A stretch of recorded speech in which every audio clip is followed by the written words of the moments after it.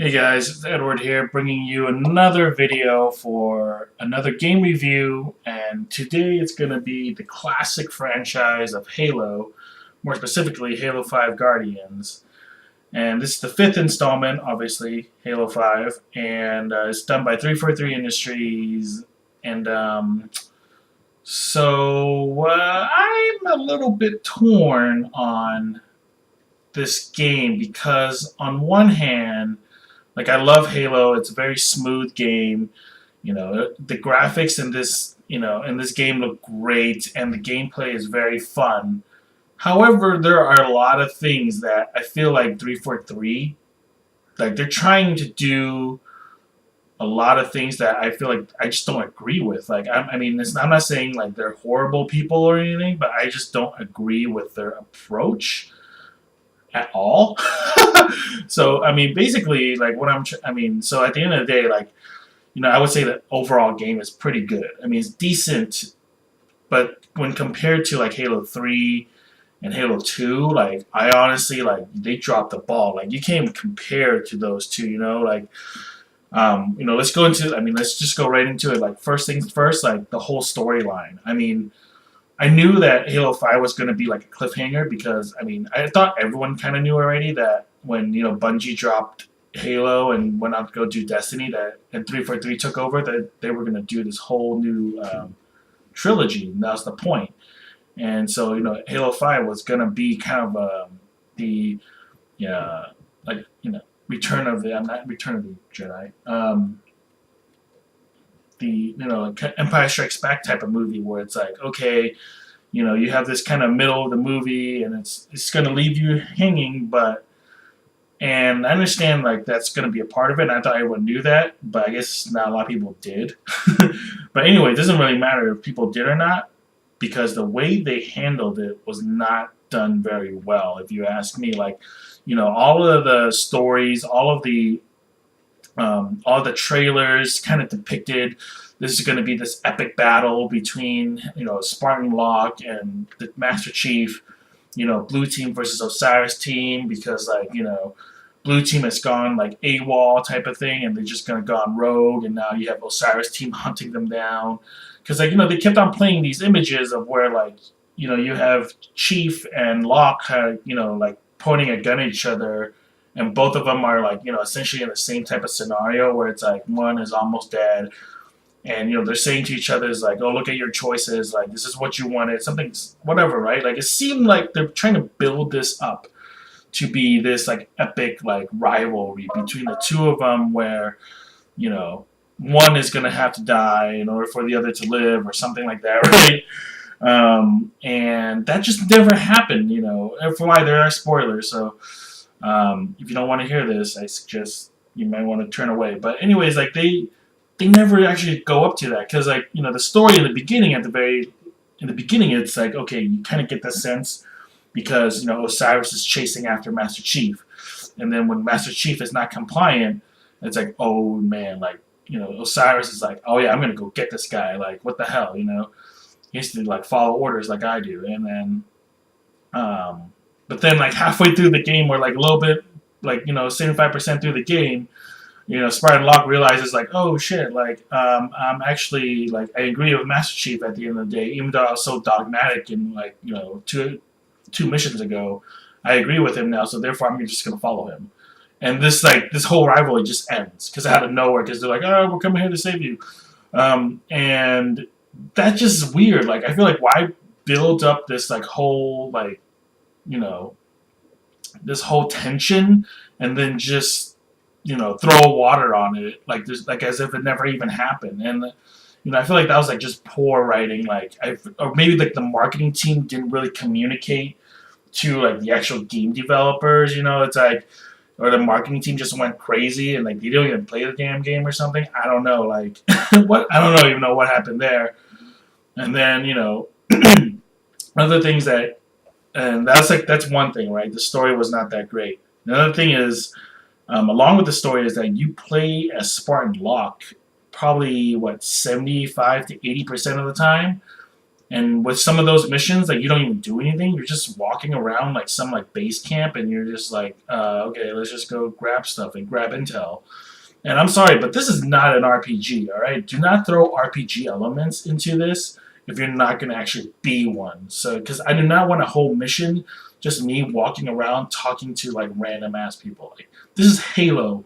What I buy Halo for is to go around shooting aliens, little grunts, screaming little funny things, and fighting against elites who like are all about honor and all that crap, and like come running at me with a freaking sword. That's what I want. I don't want to walk around like.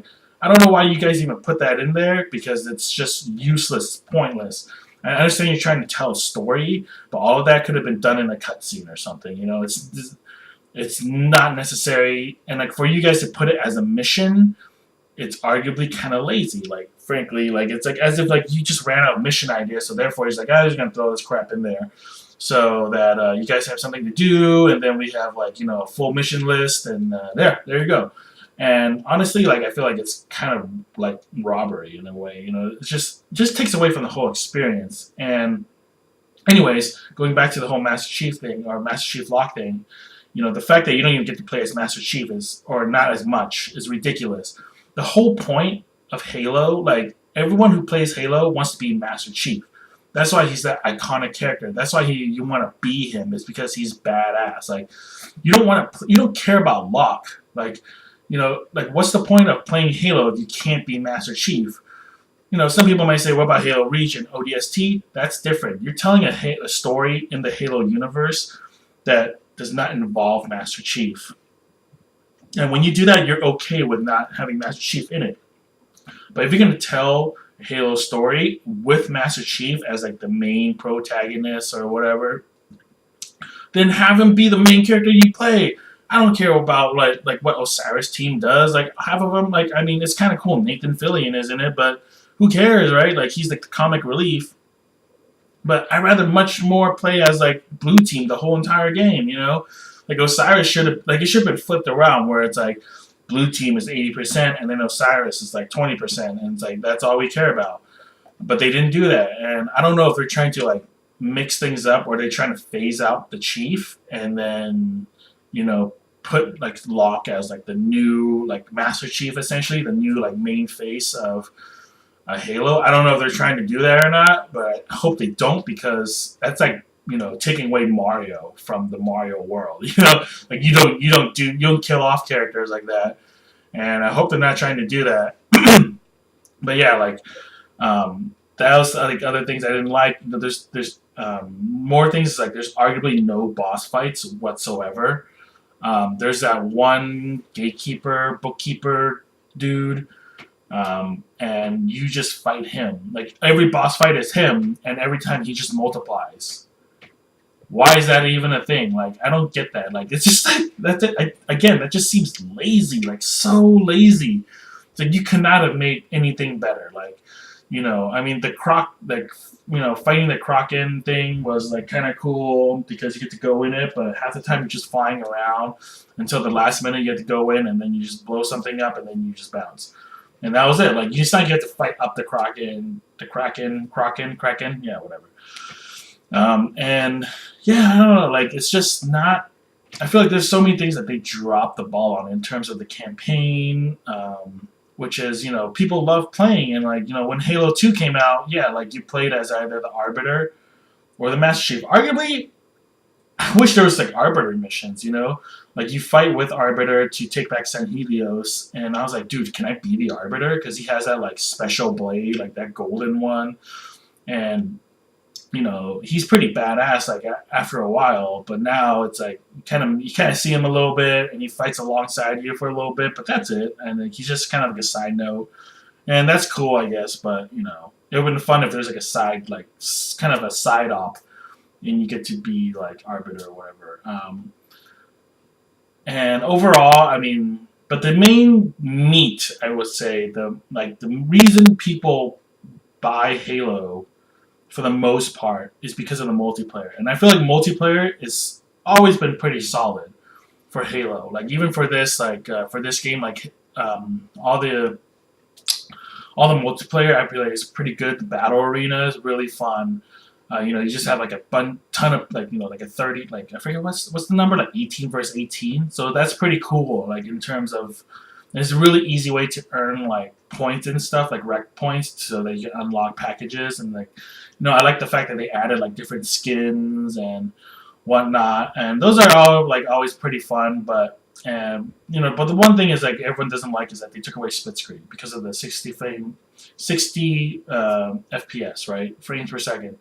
And I get it, like to do 60 FPS on dual screen is it takes a lot of power, but that's more of like a hardware issue, and that's a Microsoft thing. Like it's next gen consoles, but it has arguably technology that's already outdated. Like I'm running like my computer, obviously, like no, I'm not trying to just be all PC master race or anything because I play console games all the time.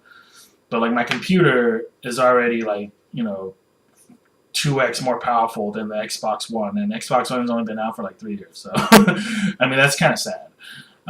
But anyways, like I would say that there are some good things to this game. Like multiplayers are, like I said before, multiplayer is always fun. But overall, the game I feel like it just lacks the Halo spirit that it used to have. It's like a lot of it is just not very good anymore, and I hope that in Halo 5, like 6, that they really up their game, because arguably in Halo 5 they dropped the ball a lot. And as I've been a long time Halo fan, and I was really looking forward to Halo 5 when it came out, and honestly, like I'm a bit disappointed in just how they handle the whole storyline. I mean, it's kind of cool with like Cortana going rogue, to bring up all these Guardians, and now they're diving a lot more into this into the Forerunner stuff, which is cool. But the way they present, the way you tell a story has to be better. It's like you have a steak on your hands, and like you want to roast that steak for people, but you can't serve it on like a shitty platter. And I hope that they really up their game for the next one. So overall, I think it's okay. But yeah, for you guys, let me know what you think in the comments. Subscribe, give this video a like if you agree. If you don't, that's cool too. But yeah, talk to you guys next time for another video. Laters.